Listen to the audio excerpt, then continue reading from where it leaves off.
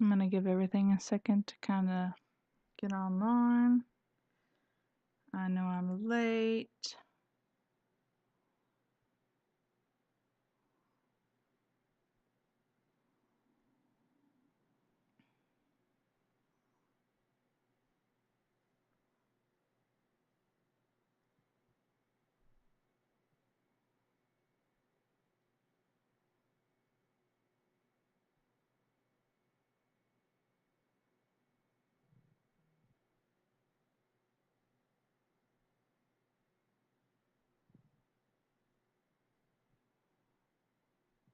Let's see. Maybe we can get everything online here.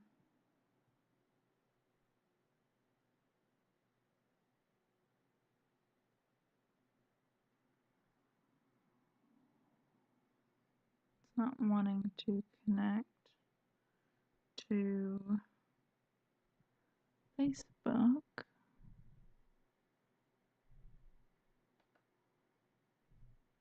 which isn't a super huge deal. I had to change my password to it recently because I got flagged for some spam. It was like from a post from like March. It was really weird. And I did not post it, but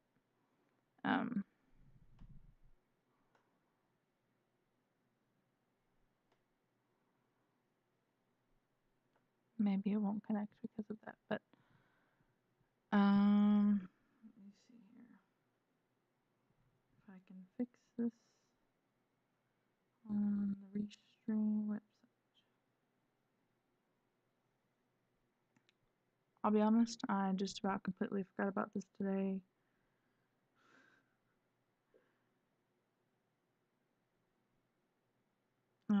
Lots of stuff has been going on. Crazy, crazy stuff. Okay, let's see if I can log into Facebook.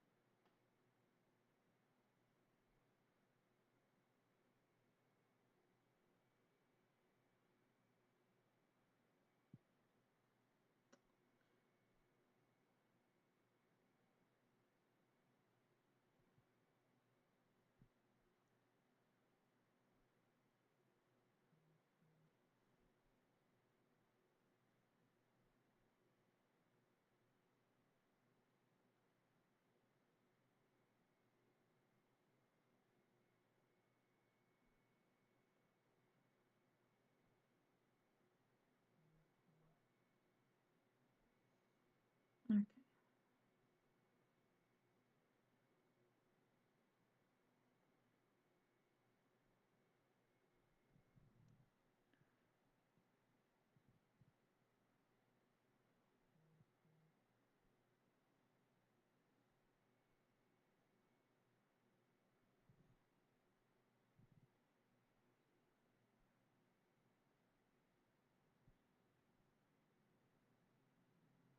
Okay.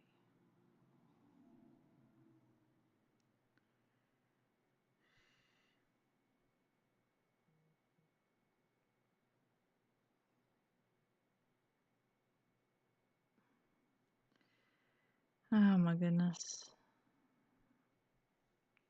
I used to consider myself pretty tech savvy.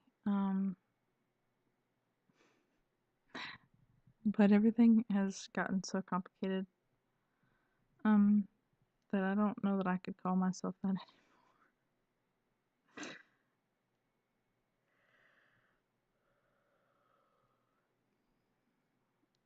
What in the heck? I had a website open and then it was just suddenly not open.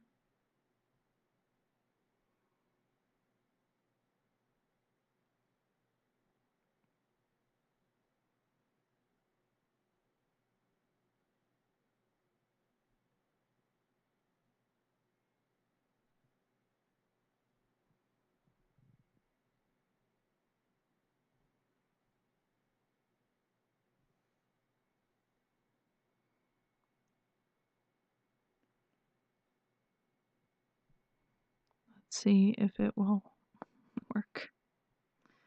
If not, well, sorry, Facebook.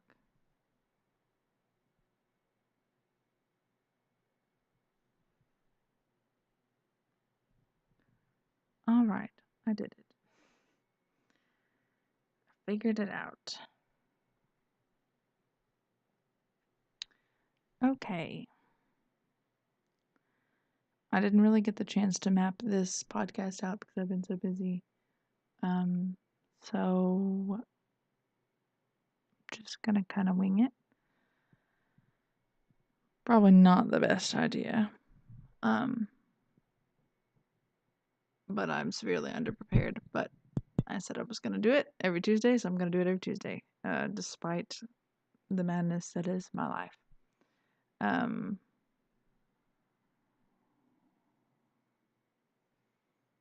Softball is in full swing, so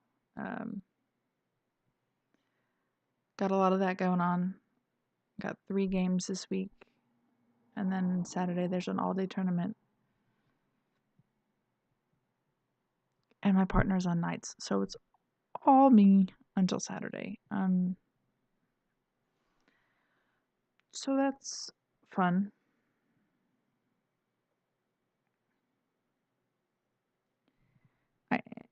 I guess this kind of ties into what I'll be talking about this episode, but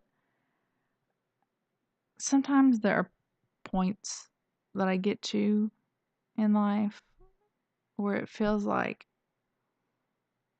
yeah, I've made progress, but in this moment, it does not feel like it. It feels like I am taking like 20 steps back because my brain is just mush. Because there's so much going on. And I don't always know how to handle that. Most people don't. So I don't feel as bad. But when I do see people who have their shit together, have their shit together, I say that with quotation marks because people can make it look like they have their shit together and not have their shit together at all. Recently, I had somebody tell me I seemed like I had my shit together as far as like managing my mind goes, and I was like,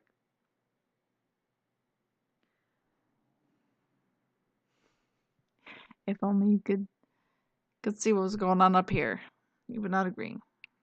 Which, I mean, I like to say that, like, I wish you could have seen me years ago, because I feel like I was a completely different person. And in a way I was.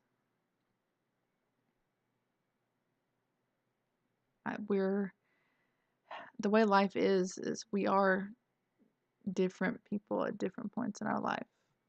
We have to be. That's how we cope with change in our lives, in the world. We have to evolve with it.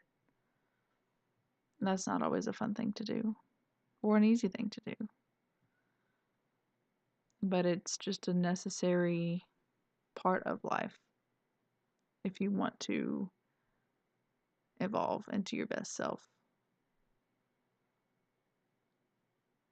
Which you can be your best self in different ways and in different parts of your life too. It's not like you make all this progress and you develop yourself as a person and then that's it. That's not it at all. You have to constantly be working on yourself and doing better and getting better and want that for you.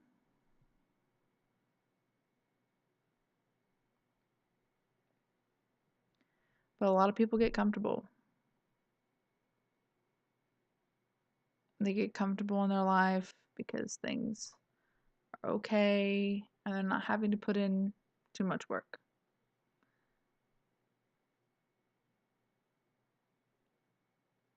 I don't feel like I could ever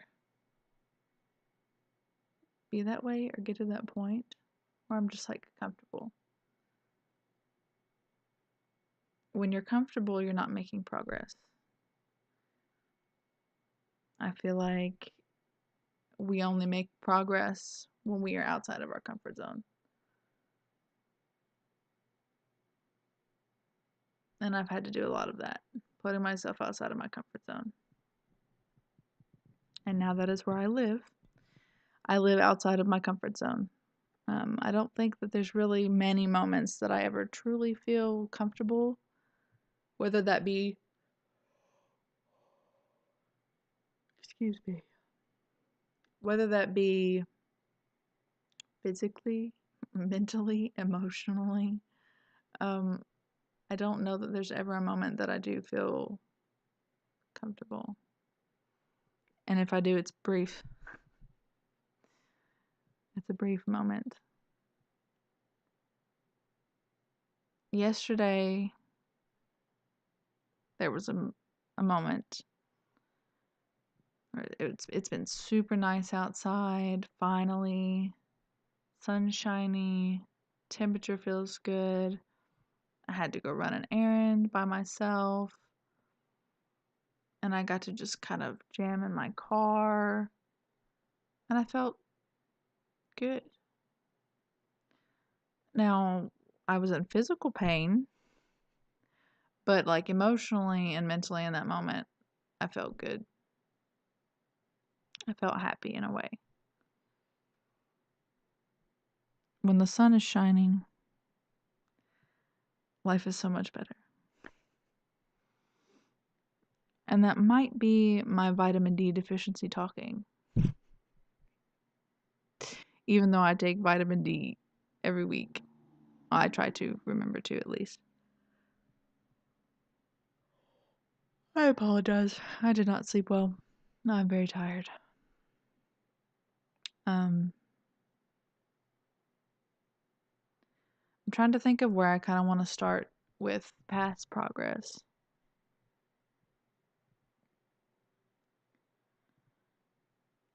I mean, when you're a kid, you don't always think about, like, actively think about the progress that you're making. Maybe when you're a little older, but it's not something you're necessarily intentional about until maybe high school, maybe middle school, just depends on the kid. But for me, I wasn't really intentional with what I wanted to progress toward until high school. But all throughout high school, my goals were pretty well the same.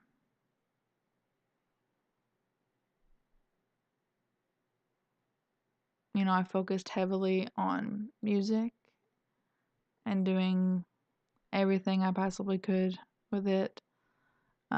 Marching band, concert band, honor band stuff, like all district, quad state, all district jazz, solo and ensemble. I was even in a trombone quartet. I took private lessons. I tried to get involved with Murray State ensembles. I played with the Murray State Trombone Choir my sophomore through my senior year of high school, and then on into college as well. And then I played with the symphonic band a little bit my senior year.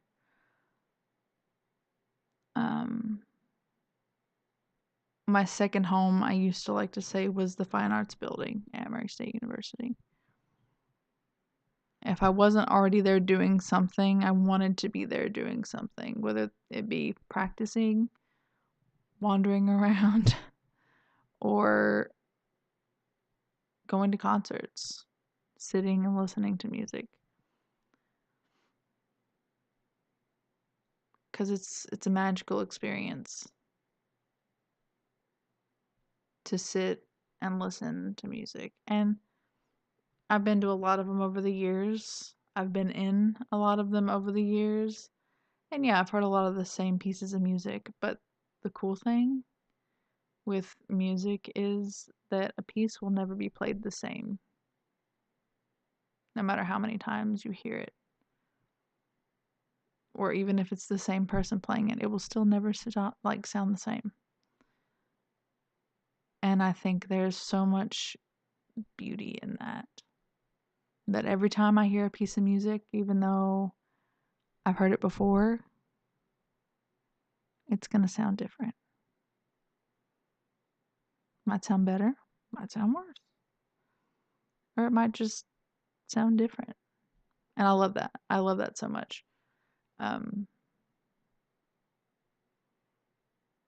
Like it is truly such a magical feeling. And I never wanted to leave that feeling. I wanted to center what I wanted to do in life and my goals around making sure that I felt that way. Because it felt like that was the only place I could go to feel that way. Not like physically, but just listening to music, especially live or playing music, took me to that place. And some people might think it's weird. If you're a musician, you probably don't. And if you know anything about your senses, that if you dampen one sense, like your other senses are more heightened. So a lot of the times when I'm listening to music, even live, I will shut my eyes. That way I can feel it. I'm not focusing on what the musicians are doing or the conductor. I can focus on the movement of the music and hone in on different sections of the music, following the melody or the counter melody or the harmony or the bass or the percussion, like whatever I wanted to focus on, I just did. And like I said, I would get a little self-conscious about doing that in public because I didn't want people to think I was like falling asleep because it was boring, because it was anything but boring. I wanted to feel the magic more, so I shut my eyes. And sometimes I find myself when I'm driving and listening to music wanting to shut my eyes. But obviously I cannot do that because I'm driving. But I'm like, what a feeling that might be when I'm alone in my car listening to music and just, I know that I'm never going to do that. I'm terrified of vehicles in the first place, but I don't know. It's just such a soaring feeling. And I chased that feeling.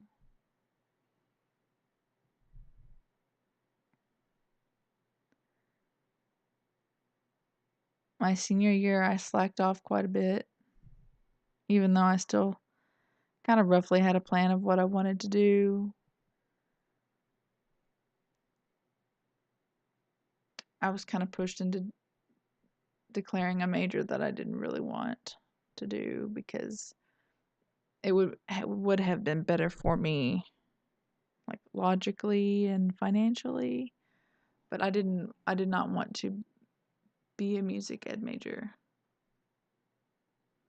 But everyone around me that was doing music was going to be a music ed major. Ooh, I'm gonna knock this table over.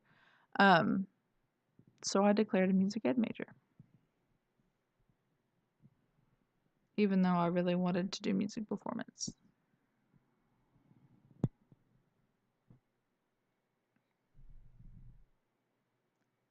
But knowing how they set up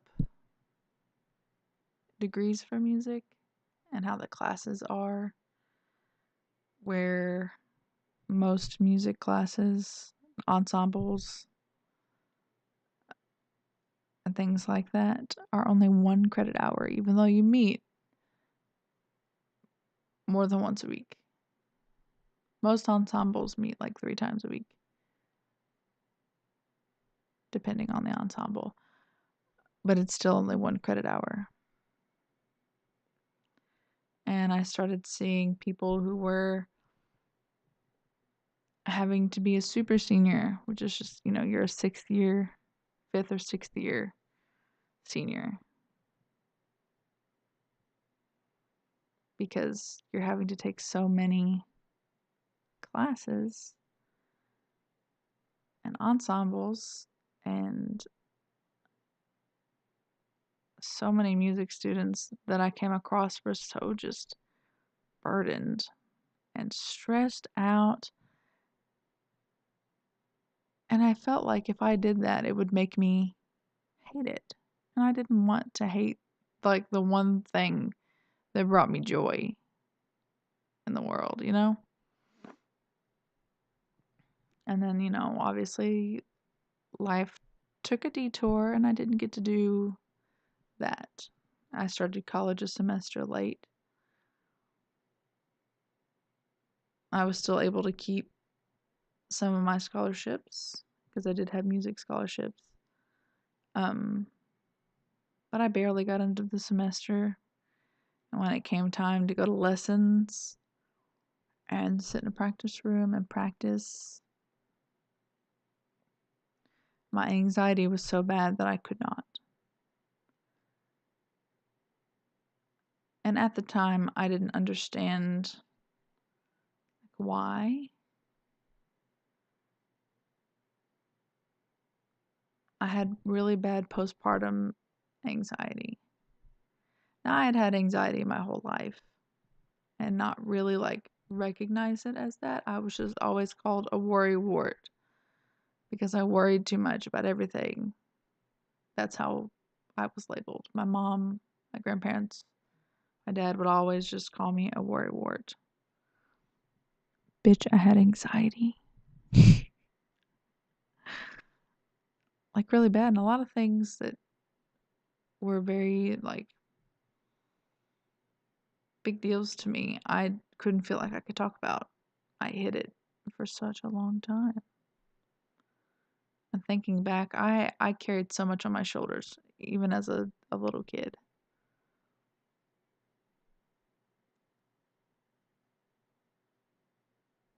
But it really sucked to sit in a practice room and stare at a piece of music and be terrified to play. Because I thought everyone was going to hear me. And because I hadn't practiced or got to play much, because I had been pregnant and taking care of a baby, I didn't have the time or the mental energy because of what was going on with me in life at that point. I wasn't as good as I was, or I thought that. That was a thought that I had. It's not that it was true. But I couldn't play because it felt like everybody in any other practice room or anybody in the hallway was going to hear me and think that I sucked and I didn't belong there anymore. I suddenly felt like I didn't belong there anymore. So when it came time for my next lesson, I went to one lesson with Mr. Ray Conklin as a college student, which I had had lessons with him as a high school student, but this is my first one as a college student. And I still have the piece of paper with the notes on it with what I was supposed to work on.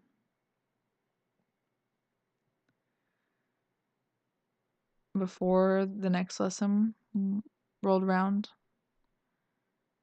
I was like, I can't do lessons. But I can't keep my music major and do lessons. If you're a music major, you have to do lessons. So my option was to drop my music major. I did not really consult anybody before doing that. I just panicked and did it. They were like, you are going to lose your scholarship and you might have to pay it back. Fortunately, I did not have to pay it back. and most people were pretty understanding. I don't remember talking too in depth to too many people, but I was just scared to death, and I didn't know what to do now. The one thing that brought me joy and happiness and bliss, I could no longer do. Or if I did try, I didn't feel good enough anymore. I didn't feel like I belonged there anymore.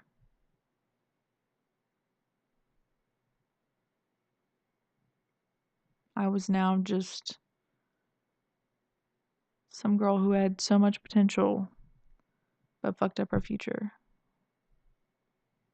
because she got pregnant as a teenager.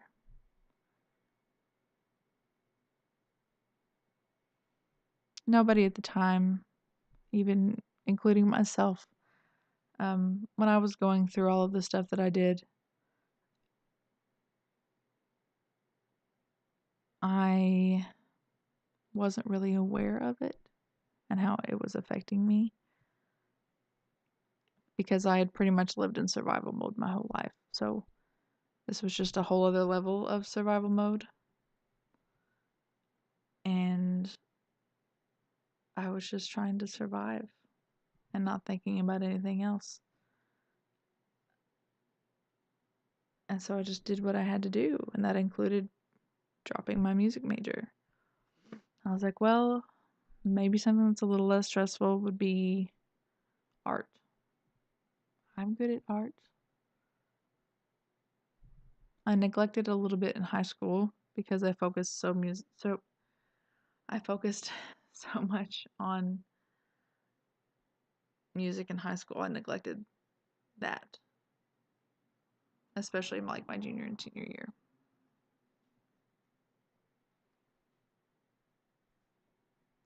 And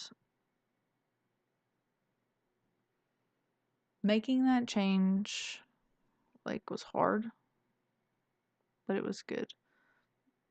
It was a lot, well, I don't want to say less stress, but I felt like at that point in time, I could really put more of my feelings and what was going on inside into something physical.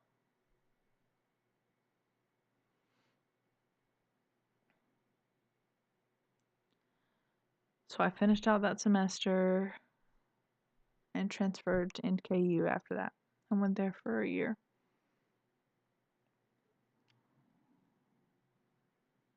I took a few like intro classes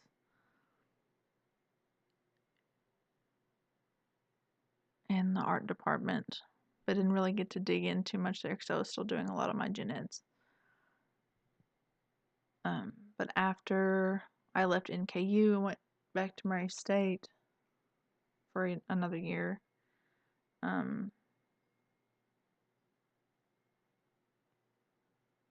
I'd got most of my gen eds out of the way at that point, so I got to do more art classes. And I made a lot of pretty cool stuff. And I wanted to do more.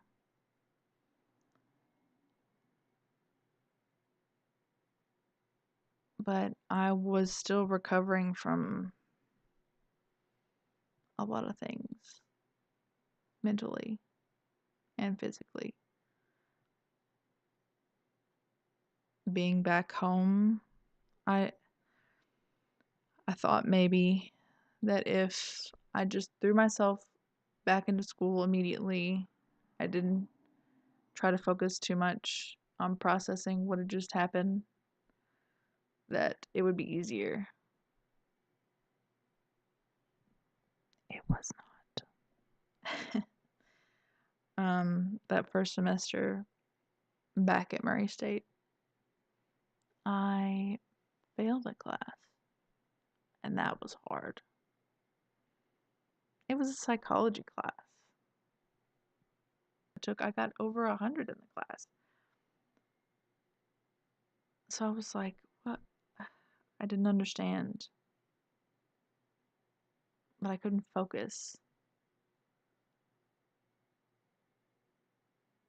I tried taking notes, but would just end up doodling because my brain would just be in a whole other world, which that is called maladaptive daydreaming. So I failed that class, mostly because of the last project, which is stupid. It was supposed to be a group project, and it was going to be like an oral presentation. I'm not good at public speaking.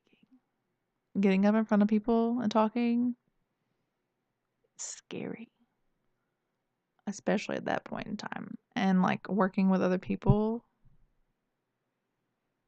at that time, scary. So I talked to the professor and I was like, hey, like, I have a baby and I can't really just like find time to work with other people. Can I just do this project by myself? She was like, yeah, okay, I guess. And then I just didn't do the project because I was too terrified to get up in front of everybody. So I failed.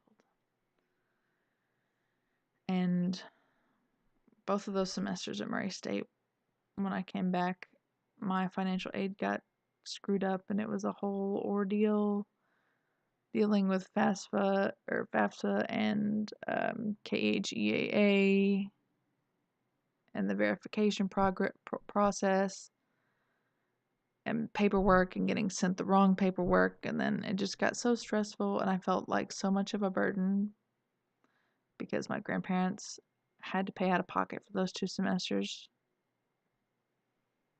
that I dropped out because living with them knocked me out of my financial aid, or maybe I wasn't doing it correctly. Nobody ever helped me. Even whenever I was a senior in high school and I like had to have my parents' information and shit, no one ever helped me fill this shit out. I had to do it all by myself. My mom gave me some of the info and was like, here, punch it in. And there's so many questions and shit and things I didn't understand. I could do like a pro now because I've done it so many fucking times. But I felt like so much of a burden that I dropped out. And that's when I decided I wanted to focus more on, like I wanted to try and become a birth doula because in my mind, even though I needed to just rest and recoup from what had happened to me, I felt like if I wasn't doing something or being productive, that I was worthless. I based all my worth on how well I could do things and how productive I could be and how much of a aid I could be to other people. So I tried to just find things to do that I was good at. But I felt like I was still just running around with a chicken with its head cut off because that's essentially what I was doing. During one of those semesters at Murray State, I forget which semester it was, I was at trombone choir. And I remember getting a text from my mother about a girl I went to school with.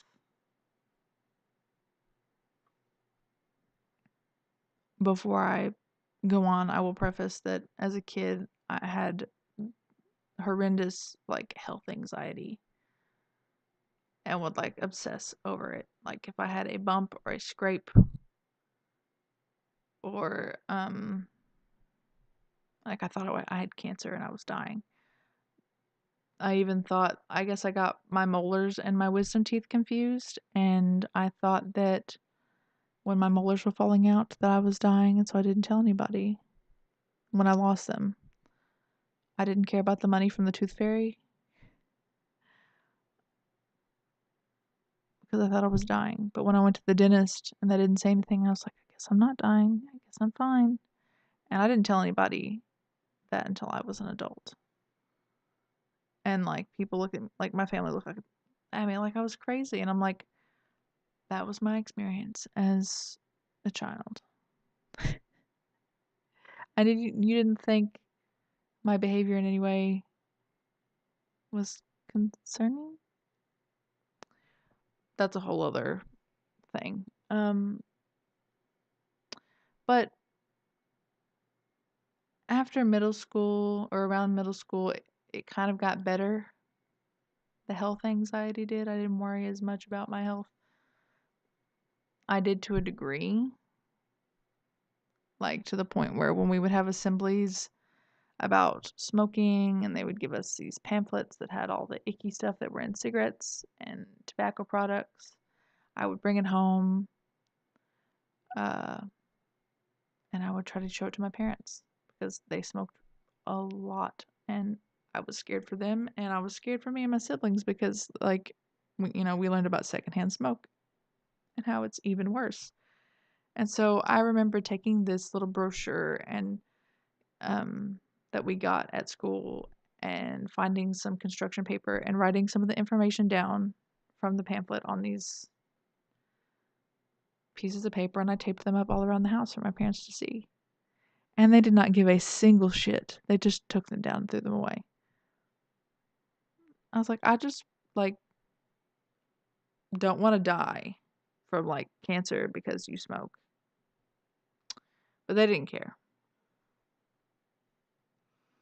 But in high school, I was just too busy, I guess, to think about some of that stuff. And I didn't have time to be anxious. Uh,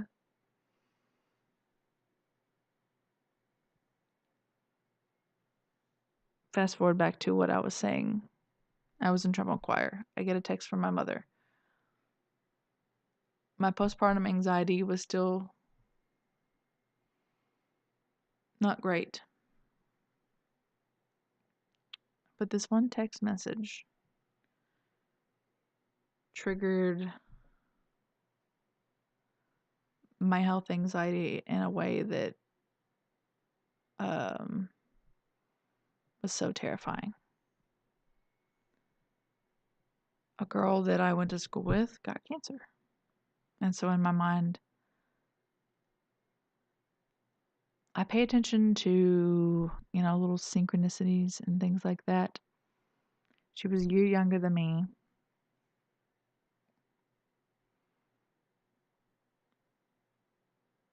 Her name was also Alex. And she had cancer. And in my mind, it was like, well, if she can get cancer, I can get cancer.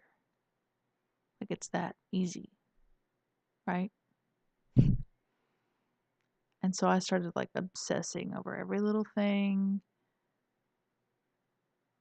like wanting to eat better, wanting to cut out meat and dairy, getting made fun of by my family for wanting to do that, and them not understanding how protein works. So I got shamed for that, and that didn't last very long because they just weren't supportive. And it got to the point where between the health anxiety and me being more aware of my body made it to where I could not sleep. I mean, between that and the trauma that I had been through, I was not okay. Like, it felt like I was having a heart attack every night, which at the time I did not know were panic attacks. And I would just like, my body would be so exhausted, but at the same time, my brain was on high alert, so it would not let my body fall asleep. And I was so sleep deprived that like it would feel like my whole body was like vibrating, and I would get brain zaps, and it was just miserable every single night. some nights it would get to the point where I felt like I was dying and I would go to the ER, and then that started a whole thing where I was just in and out of the ER all the time, like every other week for months. I felt like I was dying, but no one would do anything.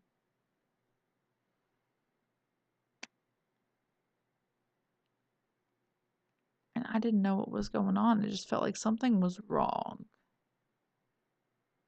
It felt like I was dying. Nobody cared.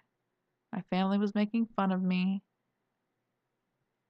My migraines and TMJ and stuff were really ramping up at the time too. So like I was having a lot of jaw pain and neck pain and tension migraines. And I started having a lot of trouble with this ear, which I still do have trouble with. And nobody could give me any answers because I didn't know how to, accurately express what was going on with my body. I just knew like what it felt like, but I didn't know like why it was happening.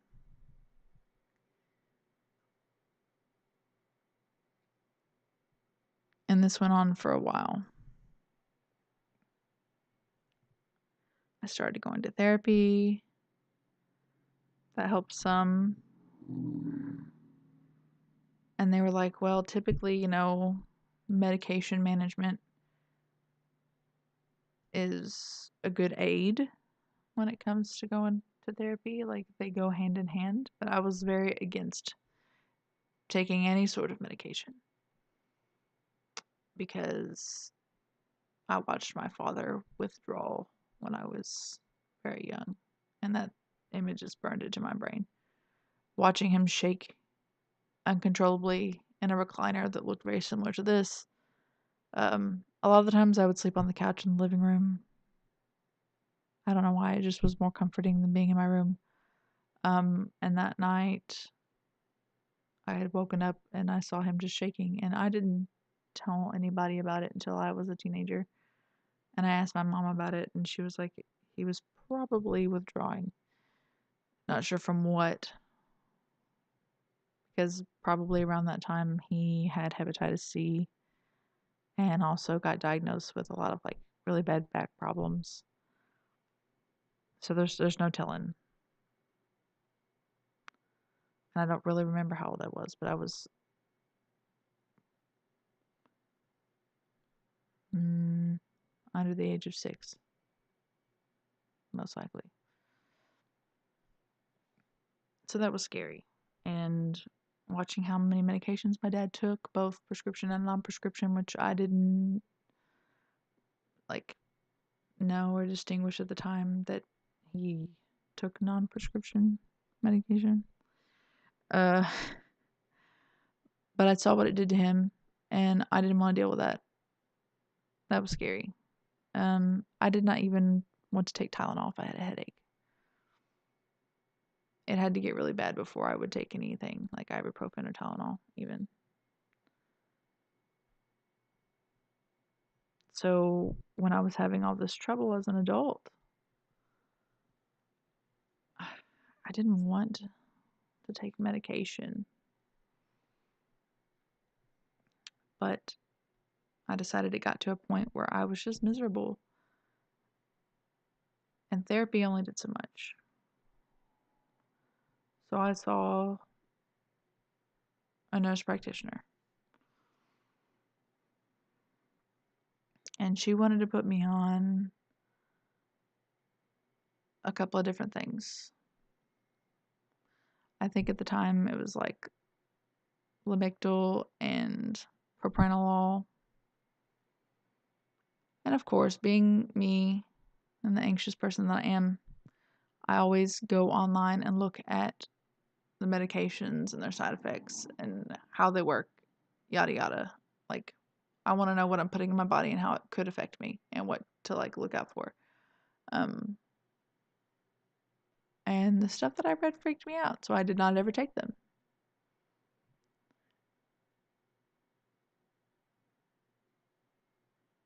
I talked to my primary care doctor. We tried a few different things there. Lexapro made me have a really bad, like, out-of-body experience. It was super weird. Don't know what the hell happened with that. I was up for like 3 days. It was not a good time. I tried Boost Bar, which made my anxiety worse.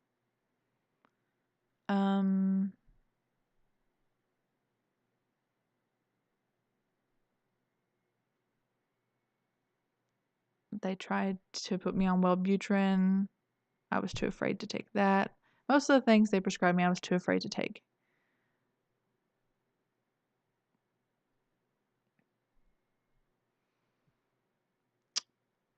Until there was one night in the ER.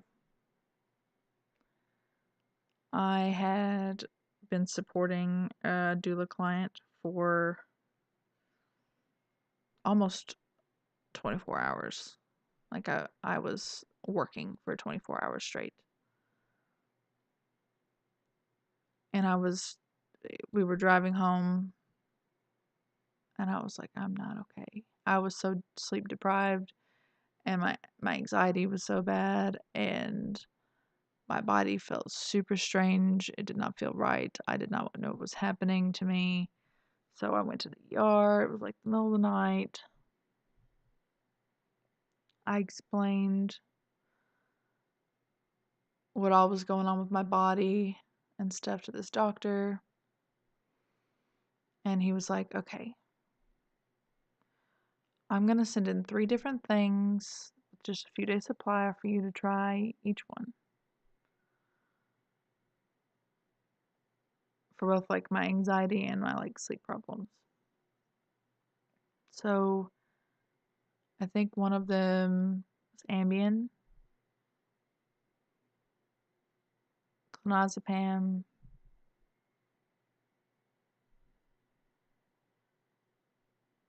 and I think maybe the third one was propranolol again.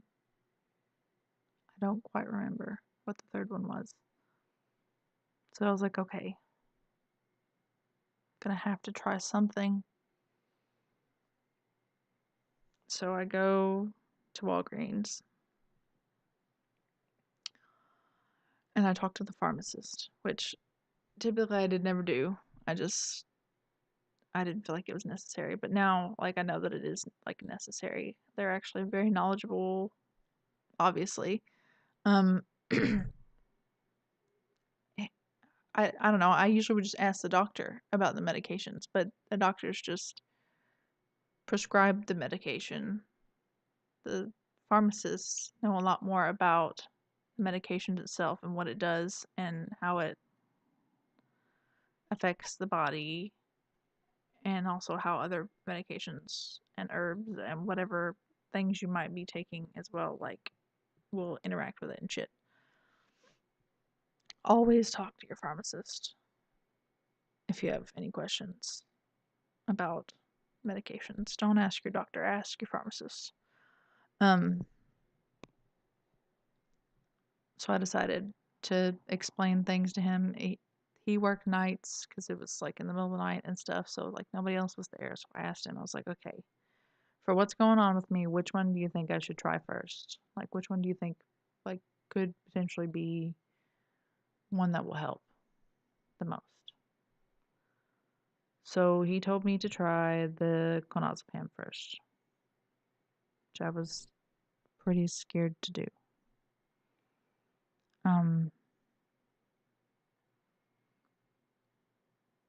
Clonazepam is in the class benzodiazepines and like Xanaxes and Ativan. Those are the shorter acting ones, but clonazepam is a longer acting one.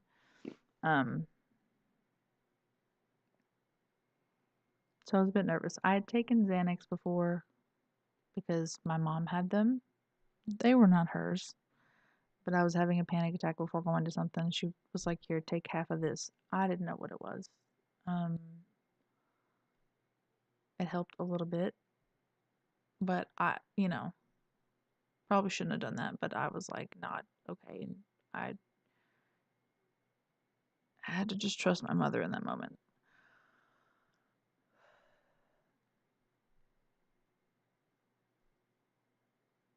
So I tried that one first. I tried the clonazepam first. I didn't take it as prescribed, because I didn't want to take a whole bunch, which I think it was like take it twice a day or whatever. So I just took it once a day, and even then, it was like a 3-day supply, but it lasted me a week. And that 1 week, I felt like a completely different person. I felt in a way normal, and my whole family could see it. They were like, "Holy cow! Like this is really helping you." I was like, "Yeah, I don't feel like I'm gonna die every second." Um, but after that, trying to get a doctor to actually prescribe that to me was very difficult because typically benzodiazepines are not your first line of defense. But I had tried just about every other thing.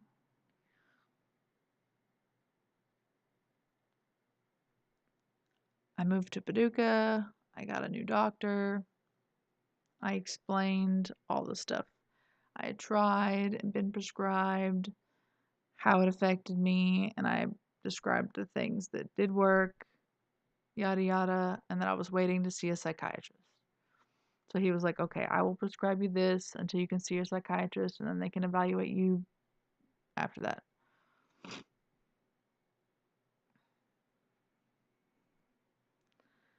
And so ever since then, which I believe that was the beginning of 2018, I've been on clonazepam, which I know is not great. Benzodiazepines are not intended for extended use. They're really only for short-term use. But I could not imagine going back to how I was before.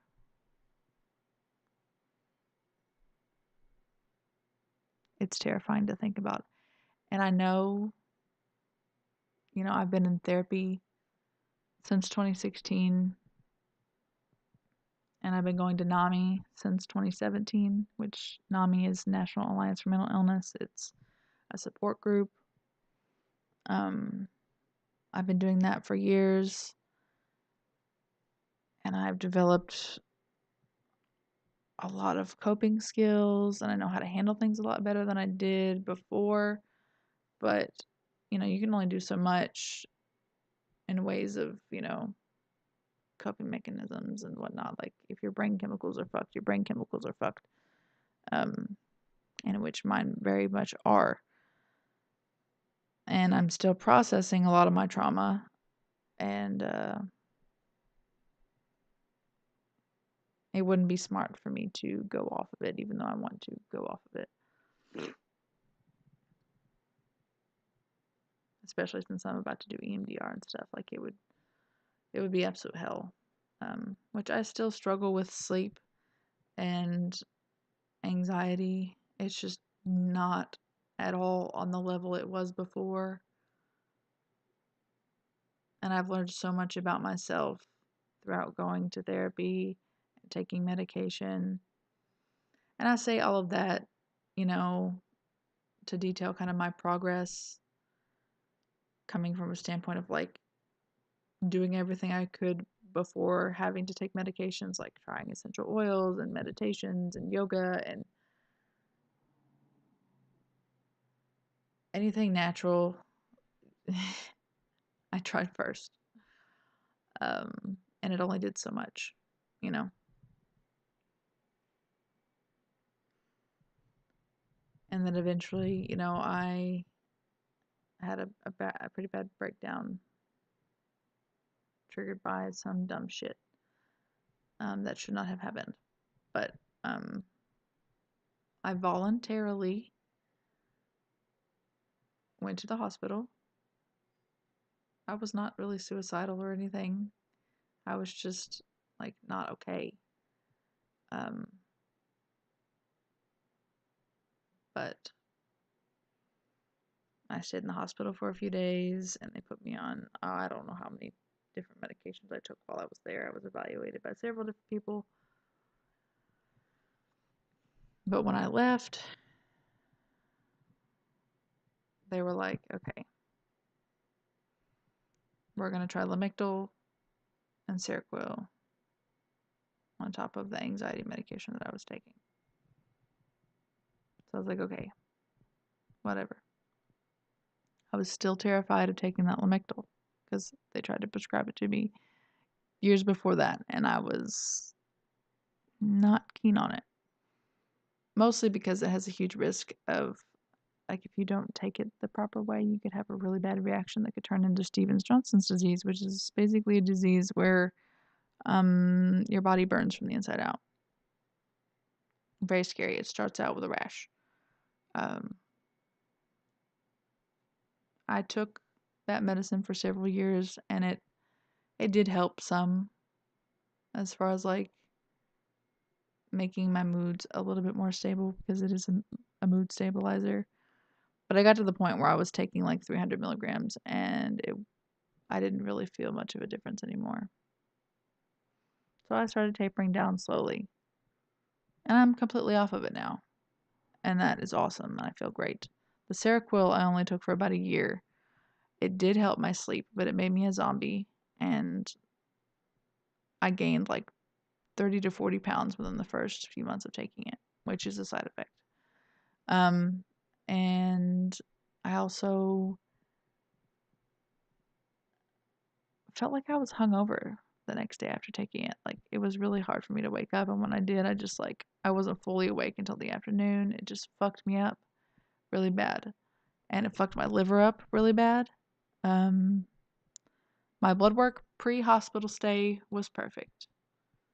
My blood work within a few months after taking this medication, my triglycerides were high, my cholesterol all fucked up. I was in the beginning stages of fatty liver. I was like, what the fuck? Like, I know that doctors weigh the pros and cons of these things, like, the benefits outweigh the risks, but for me, that did not feel okay.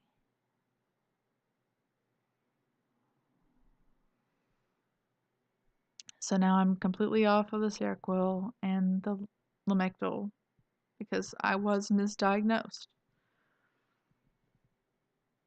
And I did a lot of, digging on my own, research on my own, as well as working with my therapist and not much with my psychiatrist. That was mostly just like, okay, this isn't working. But he didn't listen a lot of the time. But he's retired now, and I see a different psychiatrist who is awesome. And does listen. So that's very important. Find providers, whether it be a therapist, a doctor of any sort, primary care, psychiatrist, whatever care team you have, make sure that they are supportive and that they listen to you and they take the time to explain things to you. If you do not feel supported, heard, and taken seriously, find a new doctor. That is always an option. Always an option. It took me weeding through a lot to get to the support team that I have now. And I'm so glad that I have the support team that I have now.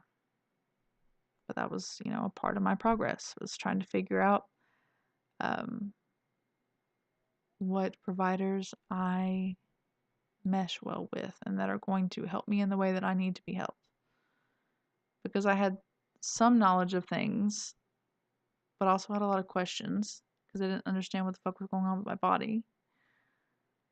And eventually I had to figure a lot of that shit on my own because doctors wouldn't explain it. But now I have a doctor that will explain it. And he spends more than 15 minutes with me in an appointment helping me understand, even though certain things I already do understand, but I'll still sit there and listen because I appreciate that he's taking the time to do that.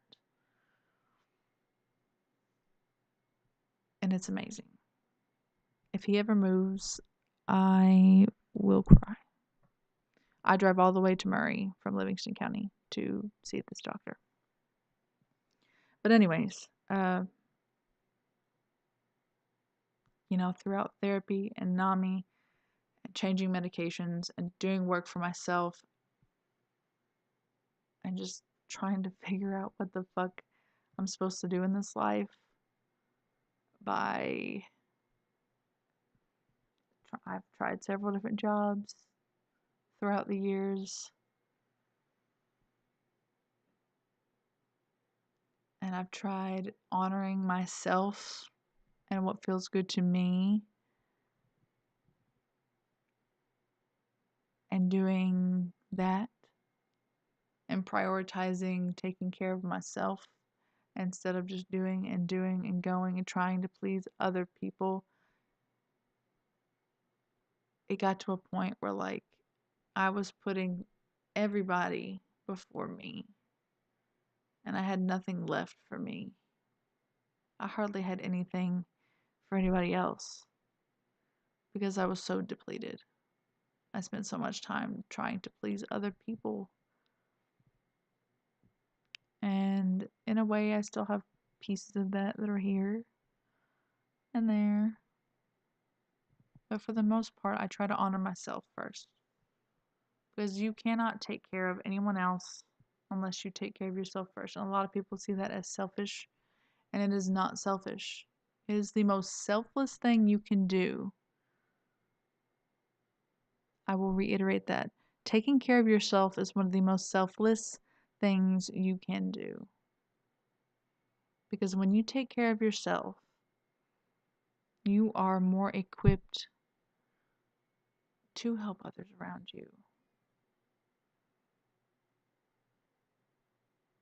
Not being in a constant state of survival mode all the time and panic and worried about what everybody is doing and thinking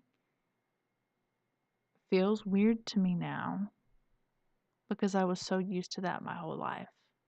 And now I'm having to learn to be in a calm environment and to relax and rest, and because I have the time and the means to take care of myself and do what makes me happy and figure that kind of thing out and not have to worry about a million things. And I've found that I'm able to do so much more when I take that time. And I preach that to other people. They typically don't listen because it's a hard lesson to learn. For sure. Is that you have to take care of yourself.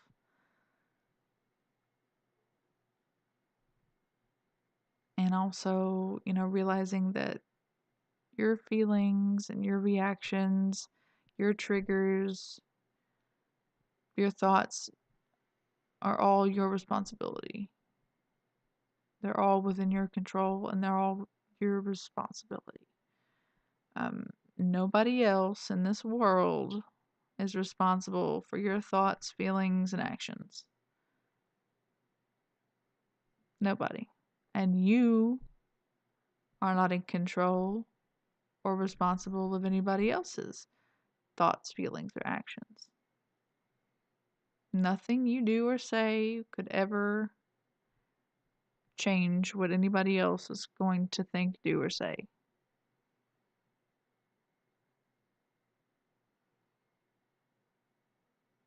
You have to just worry about you, set your boundaries, and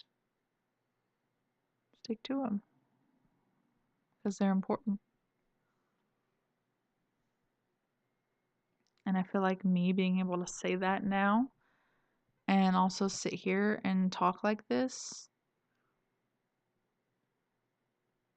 in a home where I know I'm loved and taken care of, and my kid is loved and taken care of, and I don't have to worry about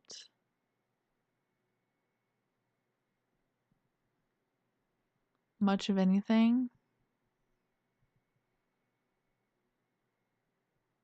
I mean, other than just like regular life stuff, but like not having to worry about having enough money for gas or food or my safety or my child's safety is such a good feeling.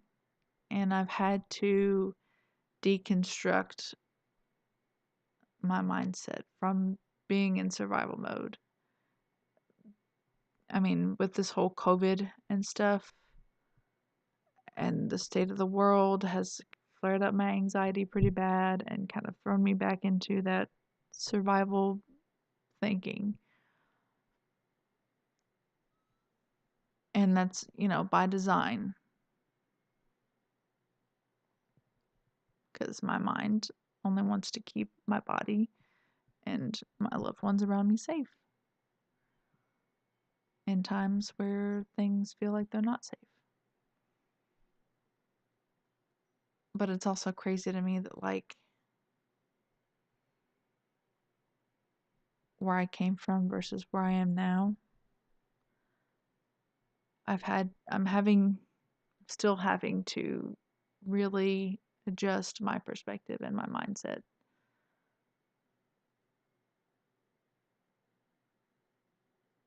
I grew up a lot more disadvantaged than my partner did. So he has habits and things that are very different than that of myself. That I just like, I'm like, oh my gosh. Like throwing food away that could have been eaten, not eating leftovers, not saving every single grocery bag, um, not making sure your doors are locked in your car and in your house like all the time, not making sure, like every single light is off and things are unplugged. I don't know, I have this scarcity mindset. And so like I've had to be like, it's okay to throw away food that you're not going to eat. It's okay to listen to your body and be like, hey, I'm full. I can eat the rest of this later, or if there's not much left, I can throw it away. It's okay to throw it away. I have to give myself permission to do that. Instead of forcing myself to eat it until I'm like sick, which I have done. I developed really bad indigestion and would throw up because I would eat too much because I felt like I had to clean my plate. And now I have to give myself permission to be like, you can throw that away. You don't have to save every grocery bag. You don't have to hoard small things because you can go out and just buy them if you need them. You don't have to stay at home all the time because you have a car and you can afford gas. Before, I was always confined to a house and dependent on other people because I couldn't drive because of my anxiety and I couldn't afford a car. And I have to remind myself, hey, I have a car out there. I can go wherever and do what I want. If I want to go out to eat by myself or go to the dollar store by myself like I did yesterday, I can do that. I have to remind myself that I can do that. But that's still really big progress for me. And those of you listening or watching who have known me for a long time can probably see that progress. It's hard for me to see it sometimes, unless I'm, talking about it and really explaining it to someone who hasn't known me. Like with Jonathan, I sometimes wish he could have seen how I was before, just to see how much progress I've made. Because even though I still have bad days, that doesn't erase my progress. You know, healing is not linear. You're going to have bad days, bad weeks, bad months sometimes. And I'm 2020 and 2021 and 2022, you know, we've been going through it. It's just been a lot of up and downs. But we're here and we're making it. And, you know, that's all we can do right now.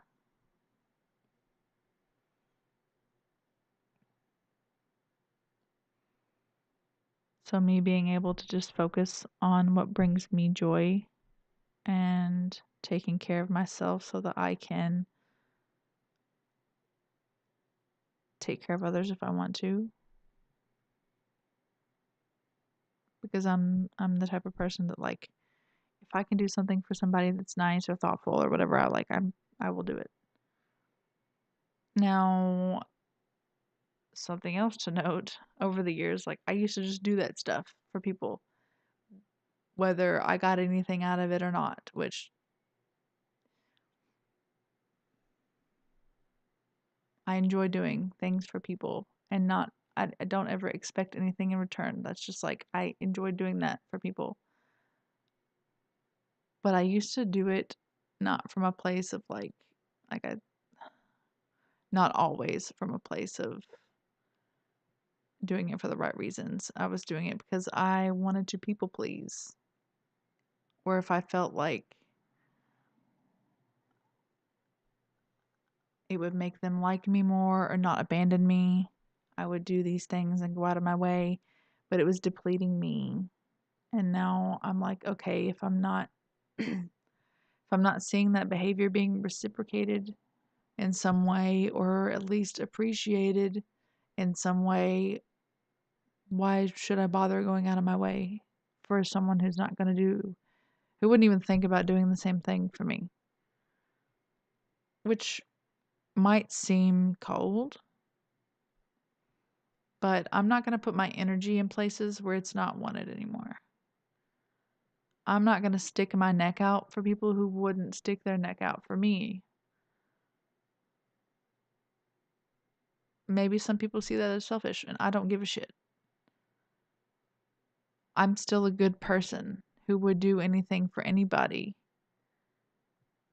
But if you're going to treat me like shit, walk all over me like a doormat, and take advantage of my good nature, I will treat you exactly how you treat me. And I've found that people really don't like that. When you treat them the way they treat you, they don't like that. For obvious reasons. You know, if you don't treat people well or don't know how to. But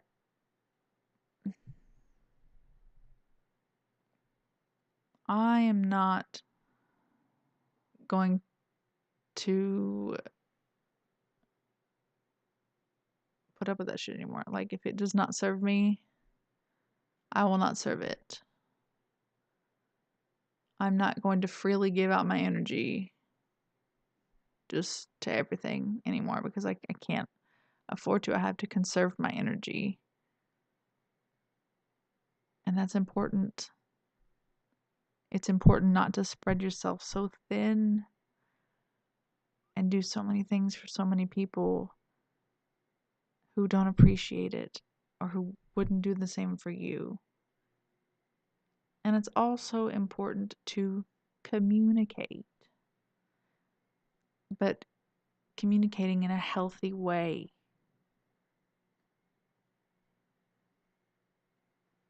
Because I started trying to communicate my thoughts and feelings to people, but I wasn't doing it in a healthy way. I didn't know how to. I was just trying to get it out because I'd never done that before. So, you know, it was a bit of a bumpy ride in the beginning. But I was getting it out, even though it wasn't pretty.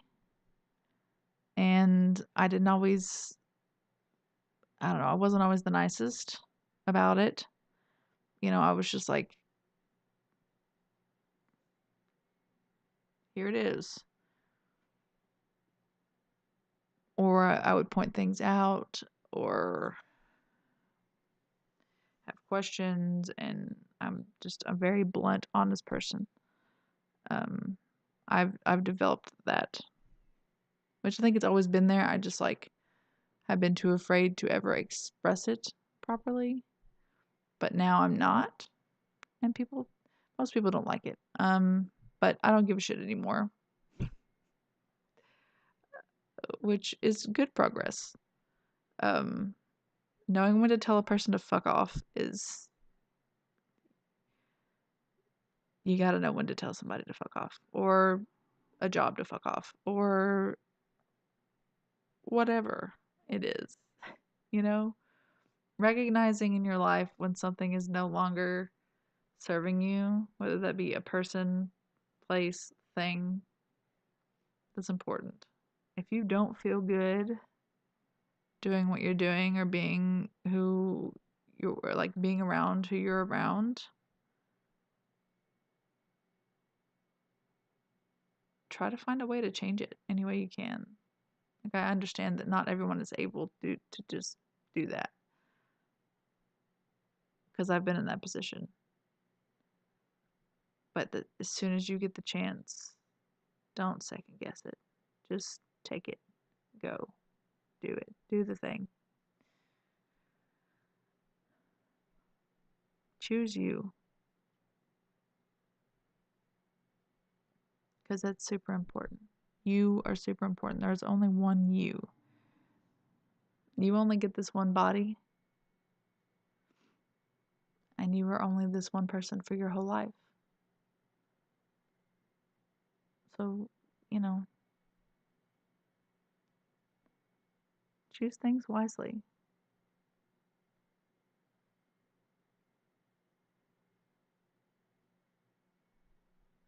Don't learn the hard way. Listen to those around you. Learn from other people's experiences so you don't have to learn the hard way. Because some of us, we've had to learn the hard way. And it's not fun. It's traumatizing as fuck. And once you get in that cycle, that wheel of trauma, it is very hard to get off of that cycle and that wheel. I feel like at this point I've jumped off of the hamster wheel, and I'm still kind of hanging on, and it's dragging me on the ground some. But I'm getting so much closer to being able to let go. I'm closer than I've ever been to just being able to let go. I know it's still going to take a lot more work. And if anybody's interested in specific things that I've done, like if you're interested in the specific medications that I've tried, what worked, what didn't,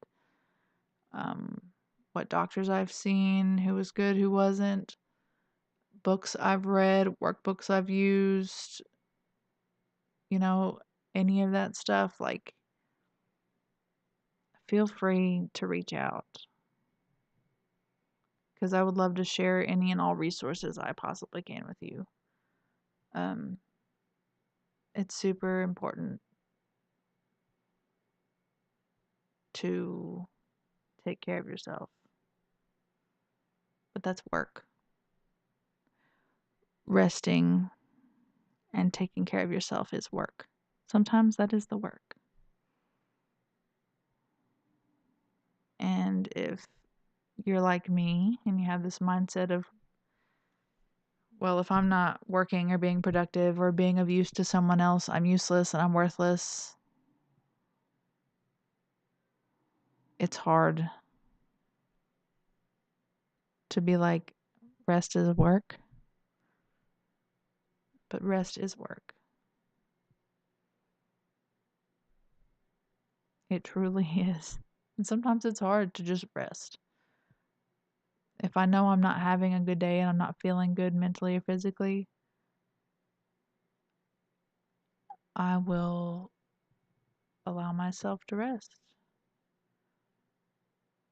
I don't spend all day in bed anymore when I don't feel good. Which, if I'm feeling really, really bad, like especially physically, yeah, I probably will. Like, if I have a migraine, especially, I will be in a dark room trying to sleep.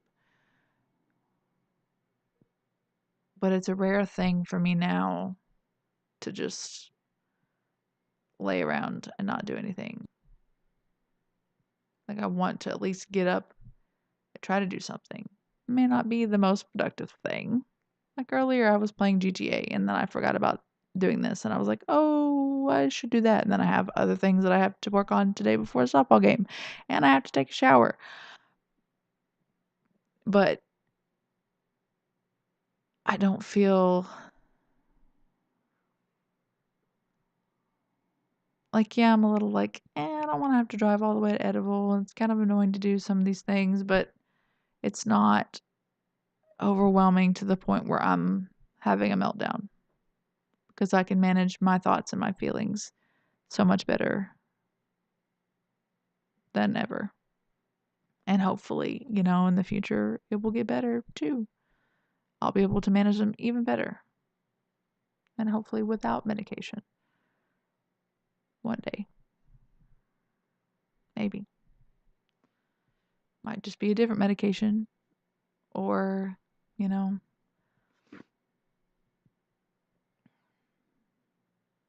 if there's any new medical advances, maybe they'll come up with something totally better. Maybe they won't. Who knows? Take it one day at a time.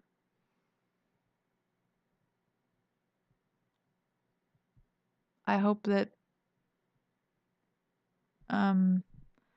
this hasn't been super all over the place. I've tried to kind of be linear with this story, but I'm not always the best storyteller because my brain just goes all over the place.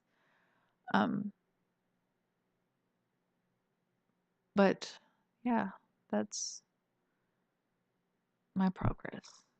I wish that I had something physical besides just, I guess, me to show you that progress.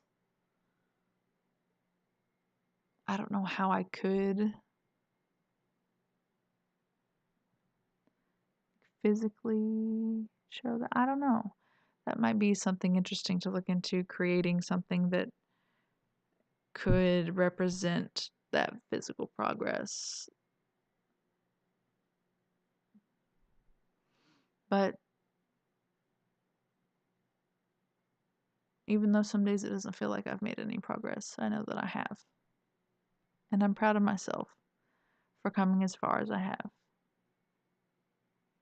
It's been 3 years this month since I first got my license, and I bought a car. I bought it just outright.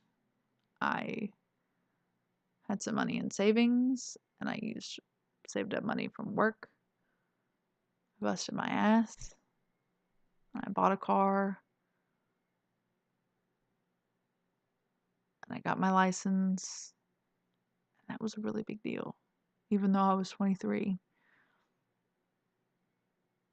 It's never too late, and it's always okay to celebrate those little victories. Like, even though I was 23, that doesn't take away from that being a big deal for me.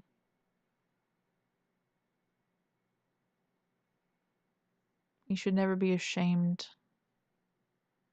I know it makes things difficult, when you can't do things like everybody else can, but you shouldn't be ashamed of the fact that you have to do things differently for you.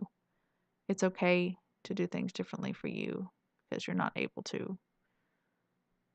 That's okay. We're all different. And I know society says that that's bad sometimes, but it's not. whatever society says and whatever other people say. You do what you have to do to survive and get by and feel comfortable and in your body and in your life. Just do what makes you happy and comfortable and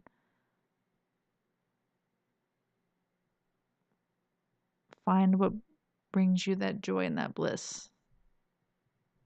I'm trying to find that again. I feel like I'm getting there. Not quite there yet, but I'll get there.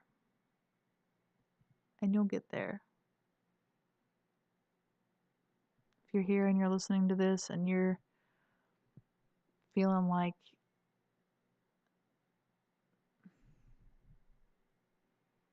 you're not good enough, or anything you do is not good enough, or you feel hopeless, helpless, worthless, I'm here to remind you that none of those things are true.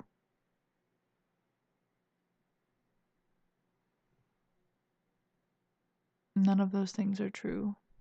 You are wonderful just the way that you are in this moment. And even if you do what you're doing right now for the rest of your life, that's perfectly fine. If that aligns with you, that's perfectly fine. Surround yourself with things that align with you, and you'll be a lot happier. And I know that's not always like a super possible thing to do, but you're good enough. You're always good enough. Don't let those negative thoughts win, because they're not true.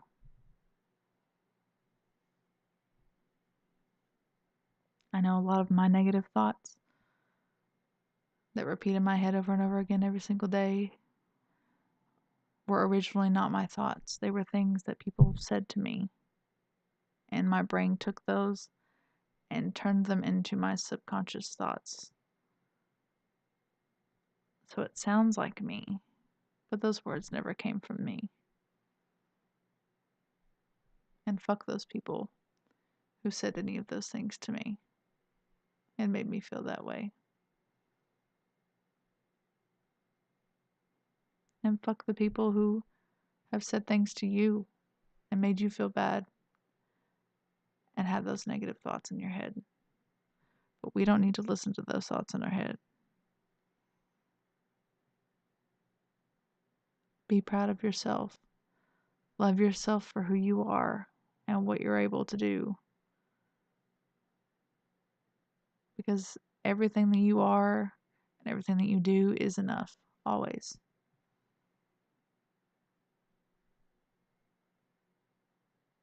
Don't stop, wanting to be better and do better. Because, like I said, we're always evolving and the world is evolving. But in this moment right now, I'm good enough and you're good enough.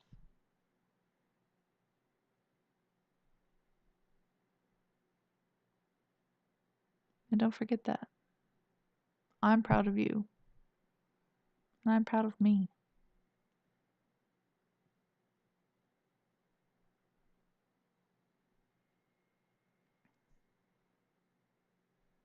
I hope you guys have a wonderful rest of your week. And I will talk to you next week. Bye.